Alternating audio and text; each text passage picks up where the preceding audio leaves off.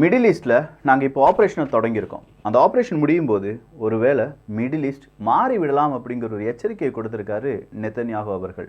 நெத்தன்யாகு அவர்கள் middle east அப்படின்னு சொல்லும்போதே இஸ்ரேல் பாலஸ்தீன பிரச்சனை. பாலஸ்தீனத்துக்கு மட்டும் பிரச்சனை கிடையாது, மிடில் ஈஸ்ட்டுக்கே பிரச்சனை.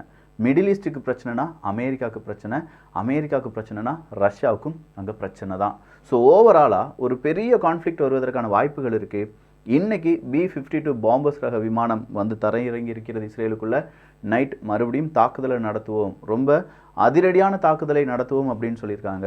ஒரே இரவில் 1200 டார்கெட்டை இஸ்ரேல் அழிச்சிருக்காங்க. இன்னும் நிறைய டார்கெட்டை ஐடென்டிஃபை பண்ணியிருக்கோம் அப்படிங்கிற ஒரு விவரமும் வந்திருக்கு. இது எல்லாத்தையுமே தமிழ் பட்சத்தில் லைவாக நம்ம அப்டேட் பார்த்தாலும் ஷார்ட்டாக இவ்வளோ நடந்திருக்கு. நான் உங்கள் விக்கி, இது உங்கள் தமிழ் விதை. ஷார்ட்டாக கொஞ்சம் செய்திகள். முதல் செய்தி என்ன அப்படின்னு கேட்டிங்கன்னா, ஆப்கானிஸ்தானில் ஏற்பட்ட அந்த நிலநடுக்கம் தான். 2056 நபர்கள் அப்படிங்கிறவங்க இப்போ 2100 நபர்களாக இருக்கலாம் அப்படின்னு சொல்கிறாங்க. இன்றைக்கி ஆப்கானிஸ்தானில் நிறைய பழைய தாலிபன்கள், உயர்நிலையில் இருக்கக்கூடிய தாலிபன்கள்லாம் வந்து அந்த வில்லேஜஸ்லாம் போய் அங்கே இருக்கக்கூடிய மக்களை பார்த்தார்கள் அப்படிங்கிற ஒரு தகவலும் வெளியாகி இருக்கிறது. ஸோ ஆப்கானிஸ்தானுடைய நிலைமை கொஞ்சம் மோசமாக இருக்கிறதுனால உலக நாடுகளுடைய உதவியை ஆப்கானிஸ்தான் எதிர்பார்ப்பதாகவும், கொஞ்சம் உதவி கிடைச்சா நல்லா இருக்கும்பா அப்படின்னும் சொல்லியிருக்காங்க. பிரான்ஸ் 2 நபர்கள் இஸ்ரேலில் இறந்துட்டாங்கப்பா எங்களுடைய குடிமகன்கள் அப்படிங்கிற ஒரு அறிவிப்பும், அமெரிக்கா 9 நபர்கள் இறந்துருக்காங்க அப்படிங்கிற ஒரு அறிவிப்பும், நேபாளம் 10 நபர்கள் இறந்துருக்காங்க அப்படிங்கிற ஒரு அறிவிப்பையும் கொடுத்துருக்காங்க. இன்னும் பல நபர்கள் காணவில்லை அப்படிங்கிற ஒரு செய்தியும், யார் யாரெல்லாம் இப்போ பிணை கைதிகளாக பிடிக்கப்பட்டிருக்கிறார்கள் அவங்களை விடுவிப்பதற்கான பேச்சுவார்த்தையில் பல நாடுகள் ஒன்றிணைந்திருக்கிறார்கள் அப்படிங்கிற ஒரு செய்தியும் வெளியாகி இருக்கிறது. பேச்சுவார்த்தை நடத்துறதுல கத்தார் மற்றும் எகிப்து 2 நாடுகளும் ஒன்றிணைந்திருக்கிறார்கள். அது கூடவே யுனைடெட் அரப் எமிரேட்ஸும் இருக்காங்க. ஆனால் இந்த பேச்சுவார்த்தை சக்ஸஸ் ஆகுமா அப்படிங்கிறது தெரியலை. ஏன்னா ஒரு குரூப் என்ன செய்ய ஆரம்பிச்சிட்டாங்கன்னா, அங்கே இருக்கக்கூடிய பிணை கைதிகளை கொல்ல ஆரம்பிச்சிருக்காங்க அப்படிங்கிற ஒரு தகவலும் வெளியாகி இருக்கிறது. அமெரிக்காவை பொறுத்த வரைக்கும் எந்த விலை கொடுத்தாவது அமெரிக்க மக்களை காப்பாற்ற வேண்டும் அப்படின்னும், அதற்கு யார் கூட வேணாலும் பேச்சுவார்த்தையில் ஈடுபட நாங்கள் தயாராக இருக்கோம் என்கிற ஒரு தகவலையும் கொடுத்திருக்காங்க. இஸ்ரேலினுடைய மிக முக்கியமான டிஃபென்ஸ் சம்பந்தமான அதிகாரிகள் பென்டகனுக்கு இன்னைக்கு விசிட் பண்ணியிருக்காங்க. ஒருவேளை அமெரிக்காவினுடைய அடுத்த கட்ட ஆலோசனை என்னவாக இருக்கும் அப்படிங்கிற அந்த டிஸ்கஷன் ஓடி இருக்கலாம். அடுத்த செய்தி காங்கிரஸ் தான். காங்கிரஸ் அவங்களுடைய செயற்குழு கூட்டம் கூட்டி யாருக்கு நம்ம ஆதரவு தெரிவிக்கலாம் அப்படின்னு சொல்லும்போது பாலஸ்தீனத்துக்கு தான் நம்முடைய ஆதரவு அப்படின்னு சொல்லியிருக்காங்க. ஸோ ஒட்டு மொத்தமாக காங்கிரஸினுடைய ஆதரவு பாலஸ்தீனம் பக்கம் போயிருப்பதால் அடுத்ததாக பாலஸ்தீனத்திலேருந்து ஏதாவது ஒரு நெகட்டிவ் செய்தியோ இல்லாட்டி ஹமாஸ், ஹிஸ்புல்லா இவங்கெல்லாம் செய்யக்கூடிய ஒரு சின்ன இம்பேக்ட் கூட 2024 தேர்தலில் காங்கிரஸுக்கு எய்தர் பாசிட்டிவாக மாறலாம் இல்லாட்டி நெகட்டிவாக மாறலாம் அப்படிங்கிற ஒரு தகவல் வெளியாகி இருக்கிறது. அமெரிக்காவினுடைய வார்ஷிப் இப்போது மிடில் ஈஸ்டில் வந்து நிற்கிறதுனால பெரிய தாக்கங்கள் எதுவும் கிடையாது. ஆனால் அந்த போர் பல நாடுகள் பரவுது தடுக்கப்படும் அப்படிங்கிற ஒரு அறிவிப்பையும் கொடுத்துருக்காங்க. ஜெர்மனியை பொறுத்த வரைக்கும் ஹாம்பர்க் ஏர்போர்ட்டில் இப்போ அவங்களுடைய விமான சேவையை ரத்து பண்ணியிருக்காங்க. காரணம் என்னென்னா, ஒரு விமானம் ரொம்ப லேட்டாக வந்திருக்கு. ஆனால் அதுக்கு முன்னாடியே ஒரு இமெயில் வந்திருக்கு ஹாம்பர்க் ஏர்போர்ட்டுக்கு. என்ன மாதிரினா, அங்கே குண்டுகள் வச்சுருக்கோம், ஈரான் ஃப்ளைட்டில் நாங்கள் குண்டு வச்சுருக்கோம் அப்படின்னு சொன்னோடனே அங்கே இருக்கக்கூடிய நபர்கள் எல்லாருமே பயந்து இப்போதைக்கு விமான சேவை செய்ய வேண்டாம், சஸ்பெண்ட் பண்ணிடலாம் அப்படின்னு சொல்லி சஸ்பெண்ட் பண்ணியிருக்காங்க. இது ஃபேக்கான இமெயிலா இல்லை உண்மையிலேயே குண்டுகள் வச்சுருக்காங்களா அப்படிங்கிறத டெஸ்ட் பண்ணிவிட்டு விமான சேவை தொடங்கும் அப்படிங்கிற அறிவிப்பும் கொடுக்கப்பட்டிருக்கிறது. ஜெர்மனி, ஆஸ்திரியா, ஐரோப்பிய ஒன்றியம் இவங்க எல்லாருமே நாங்கள் பாலஸ்தீனத்துக்கு கொடுக்கக்கூடிய அந்த உதவிகளை இன்றுடன் நிறுத்துகிறோம், இனி இந்த யுத்தம்லாம் முடிந்த பிறகு எங்களுடைய உதவிகள் கிடைக்கும் அப்படின்னு சொல்லி இந்த பாலஸ்தீனத்தை, சொல்லப்போனால் காசா பகுதிகளை தனிமைப்படுத்துவதற்கான முயற்சியில் ஈடுபட ஆரம்பிச்சிட்டாங்க. இஸ்ரேல் அவங்களை கண்டிப்பாக தனிமைப்படுத்துகிறோம், அவங்களுக்கு சாப்பாடு கிடையாது, அவங்களுக்கு ஃபியூவல் கிடையாது, அவங்களுக்கு கரண்ட் கிடையாது, எல்லாத்தையும் கட் பண்ணுங்க அப்படின்னு சொல்லி ஒட்டுமொத்தமான கம்யூனிகேஷனும் இப்போது காசா பகுதிக்கு நிறுத்தி வைக்கப்பட்டிருக்கிறது என்பதும் கூடுதலான தகவல்.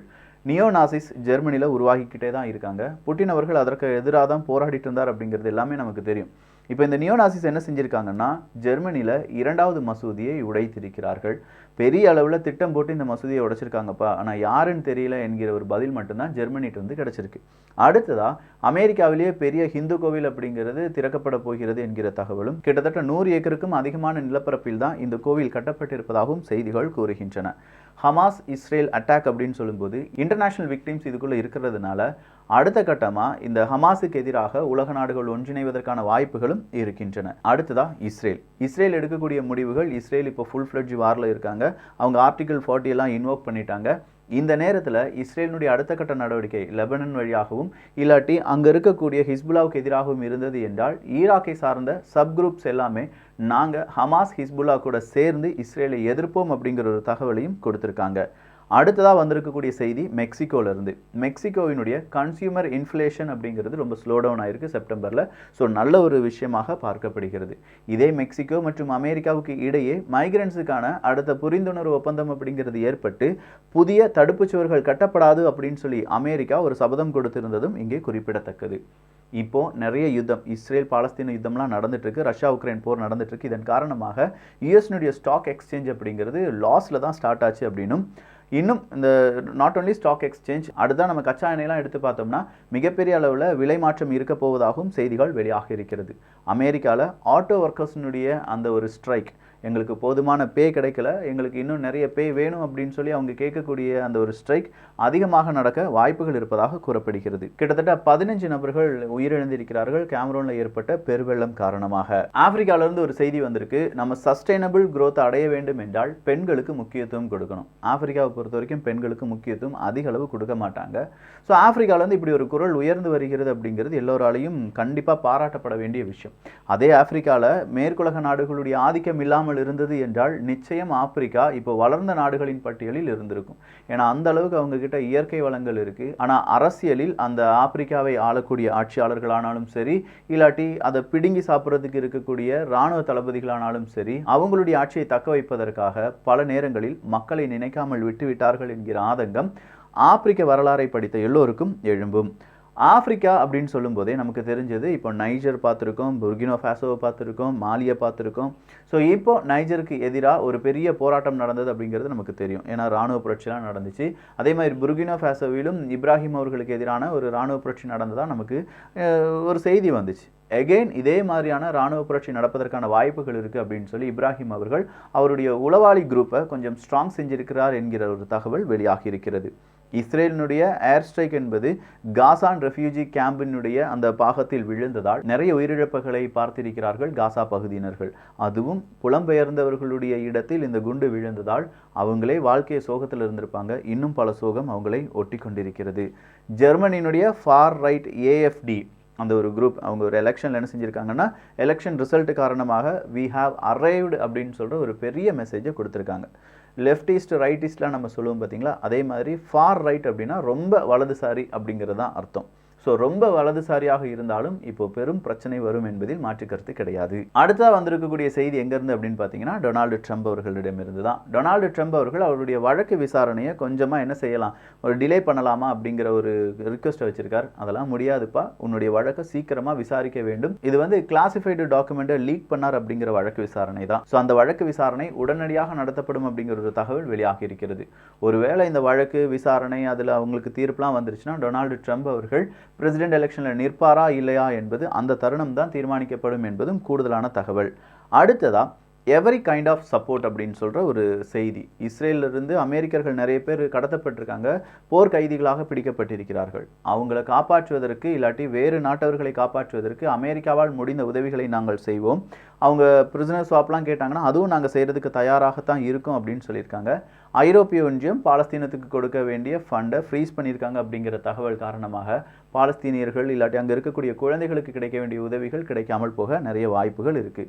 சுடானை பொறுத்த வரைக்கும் தீவிரவாத தாக்குதலும் அங்கே இருக்கக்கூடிய பல பிரச்சனைகளும், வேறு நாடுகளில் இருக்கக்கூடிய மக்கள் நாங்கள் மறுபடியும் சுடானுக்கு போக மாட்டோம், அங்கே போனாலும் நாங்கள் என்ன செய்ய முடியும் அப்படிங்கிற ஒரு கேள்வியுடன் அவங்களுடைய எதிர்காலத்தை நோக்கி காத்திருக்கிறார்கள். துருக்கியினுடைய நேவி இப்போ புதுசாக ஒரு ட்ரோனை, நேவல் ட்ரோன் அப்படிங்கிறத டெஸ்ட் பண்ணியிருக்காங்க.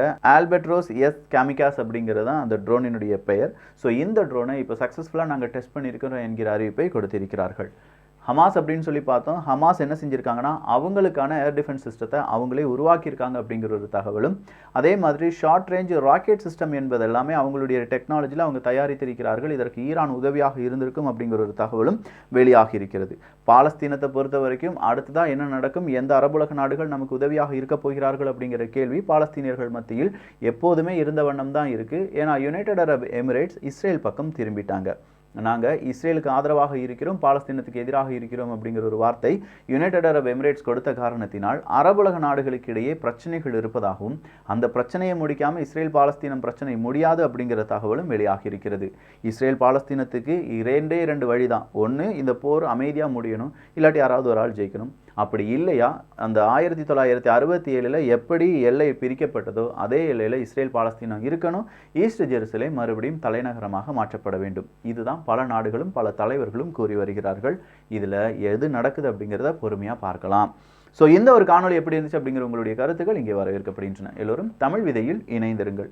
நல்லதை பகிர்ந்து நல்ல சமுதாயத்தை உருவாக்குவோம். நன்றி, வணக்கம்.